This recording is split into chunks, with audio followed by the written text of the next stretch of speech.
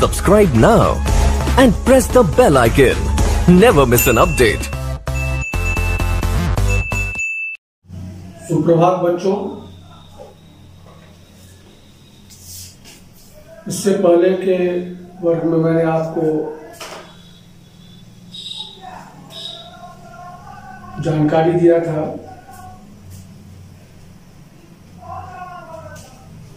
योग शब्द के बारे में,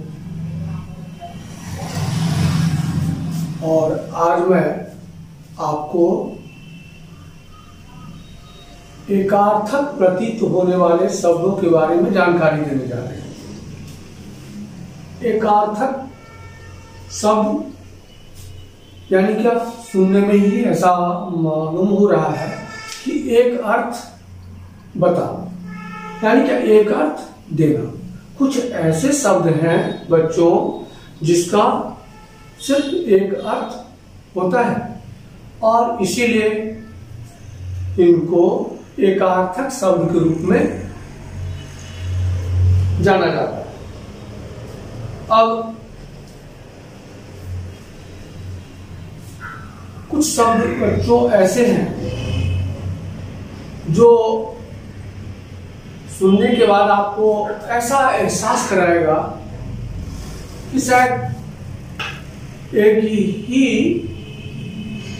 जैसा लग रहा है, यानी कि एक समान प्रतीत हो मालूम पड़ता है, लेकिन वास्तव में ऐसी बातें नहीं है। उसके अर्थ अलग अलग हो जाते हैं, यानी कि एक अर्थ। अब जैसे कभी कभी आप सुने होंगे बहुमूल्य, अमूल्य। अब बहुमूल्य और अमूल्य शब्द आपको कैसा प्रतीत हो रहा है? आपको ऐसा लग रहा है कि हो न हो इसका एक ही जैसा अर्थ होगा, लेकिन बच्चों ऐसी बातें नहीं है। इसके अर्थ एक ही अर्थ है लेकिन अलग अलग है। अब जैसे आपको बहुमूल्य शब्दों के बारे में हम बताएंगे तो बहुत कीमती, यानी क्या, बहुत कीमती वस्तु जो है उसे बहुमूल्य कहा जाता है। और अमूल्य से तात्पर्य है जिसका कोई मूल्य हो ही नहीं, जिसका कोई मूल्य न हो वही तो अमूल्य कहलाता है। तो बच्चों आपने क्या देखा कि पहले आपको ऐसा प्रतीत लग रहा था, मालूम हो रहा था कि शायद बहुमूल्य या फिर अमूल्य दोनों का एक ही ना अर्थ है, लेकिन यहां पर आप जब अर्थ समझ गए तो आपको यह समझ में आ गया होगा कि नहीं, इसके अर्थ अलग अलग होते हैं। तो बच्चों अब हम आपको एक परिभाषा लिख करके बताने जा रहे हैं। पहले भी आपको मैंने बताया है, इससे पहले के बार में ही मैं एकार्थ शब्द की परिभाषाएं दिए थे, और आज पुनः मैं श्याम पट पर लिखा हूं जिसे आप समझें। एकार्थक जिन शब्दों का केवल एक ही अर्थ होता है उन्हें एकार्थक शब्द कहते हैं। जैसे बहुमूल्य, अमूल्य आदि, यानी कि और बहुत सारे शब्द हैं। यहां पर मैंने आपको दो शब्द उदाहरण के रूप में दिया, लेकिन इतना ही सीमित नहीं है। कोई भी शब्द है तो बहुत प्रकार के शब्द हैं, बहुत शब्द हैं, अनेकों शब्द हैं जिसे आप पढ़ेंगे अपने पुस्तक में। इसके बाद है, अब आपको मैं कुछ और शब्द लिख करके, ये प्रमुख शब्द यही होंगे, ऐसी बात नहीं, सभी शब्द प्रमुख हैं, मैंने पहले भी कहा था। और आगे मैं आपको कह रहा हूं कि कुछ उदाहरण स्वरूप आपको समझाने के लिए मैं श्यामपट पर और शब्दों का अर्थ लिख करके आपको बताने का प्रयास किया हूं, ताकि आप इसे अच्छा से समझ लें कि वाकई में बहुत सारे शब्द ऐसे हैं जो ऐसा प्रतीत होता रहता है कि इसका एक ही जैसा अर्थ होगा, परंतु ऐसी बातें नहीं है, इसके अर्थ अलग अलग होते हैं। अब जैसे अगम और दुर्गम।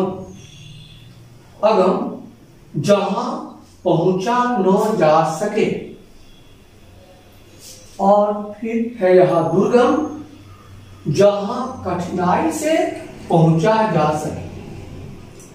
अब आप समझ रहे होंगे कि अगम दुर्गम यानी का दोनों लग रहा है जैसे एक ही जैसा, लेकिन यहाँ पर आपको मुझे मैंने अर्थ लिख करके स्पष्ट कर दिया है, तो आपको समझने में अब दिक्कत नहीं होगा कि अगम शब्द का अर्थ होता है जहां पहुंचा न जा सके, और दुर्गम शब्द जहां कठिनाई से पहुंचा जा सके। इसी तरह से बच्चों अर्चना है।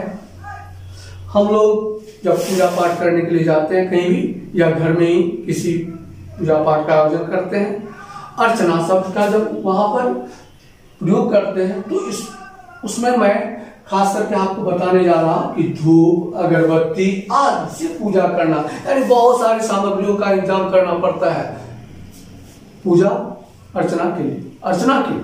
लेकिन बच्चों पूजा शब्द जो है, पूजा के लिए किसी खास विशेष सामग्री की आवश्यकता नहीं होती, वह आपको जैसे बिना किसी सामग्री के पूजा करना पूजा कहलाएगा।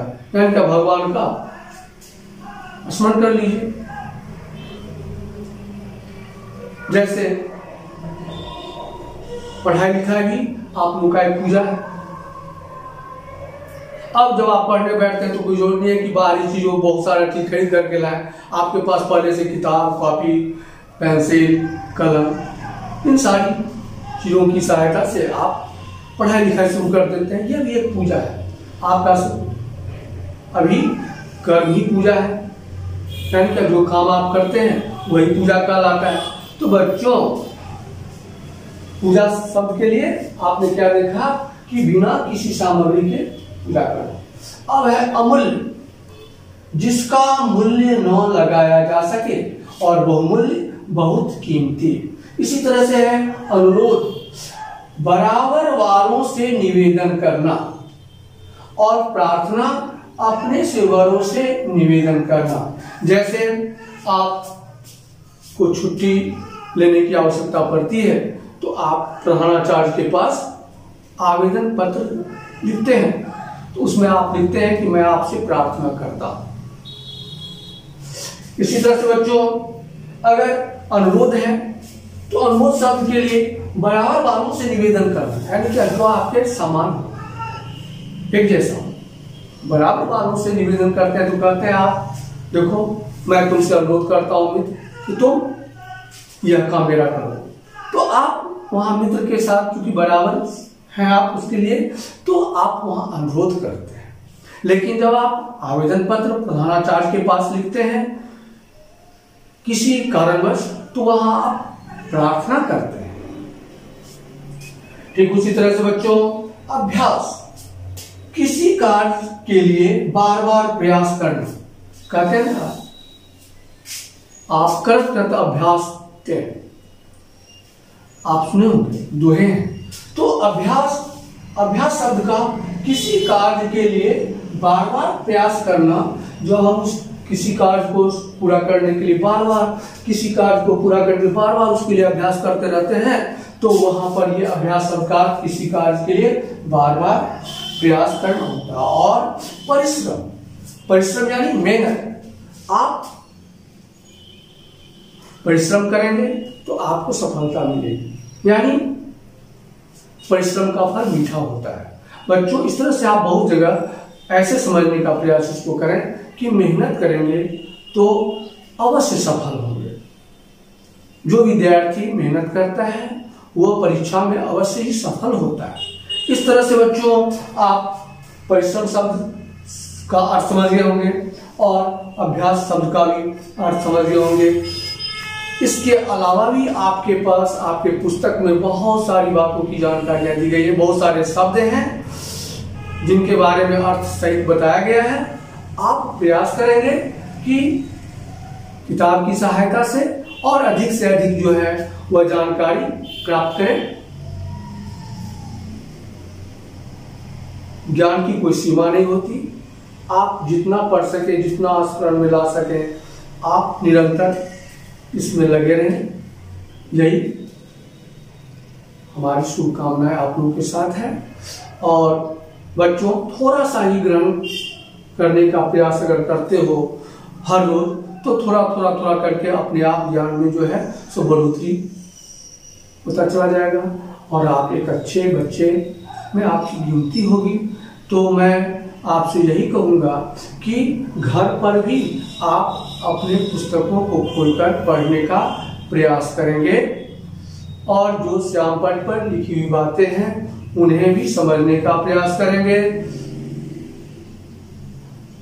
पुनः हम लोग अगले वर्ग में अनेक शब्दों के लिए यानी एक शब्द के बारे में पढ़ेंगे और इसके बाद शब्द भंडार का जो यह पाठ है वह कल इसमें जितने तरह के शब्दों की जानकारी मुझे देना रहेगा वो समाप्त हो जाएगी। फिर उसके बाद हम लोग अगले चैप्टर में अगले पाठ में चलेंगे। तो एक दिन का क्लास आपके लिए और बचा है, इसमें शब्द भंडार को लेकर के खास करके, जिसमें हम आपको अनेक शब्दों के लिए एक शब्द के बारे में जानकारी देंगे विस्तार पूर्वक। और आज इतना ही, धन्यवाद।